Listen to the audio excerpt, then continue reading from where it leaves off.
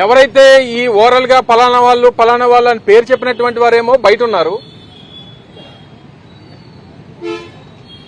ఈరోజు శిక్ష ఏదైతే ఈరోజు రిమాండ్ లో ఉన్నటువంటి వారేమో ఏ తప్పు చేయనటువంటి వారేమో లోపల ఉన్నారు. కేవలం పేర్లు చెప్పినందుకు వారు బయట తిరుగుతూ ఉన్నారు. ఈరోజు అధికారంలో ఉన్నటువంటి పార్టీ వారి కొమ్ము కాస్తా ఉంది. అన్ని రకాలుగా కూడా వారు ఈరోజు బయట తిరిగేటువంటి అవకాశం, వారి స్వేచ్ఛగా వారికి చెప్పినట్టు ఎవరో 4 పేర్లు చెప్పేస్తే,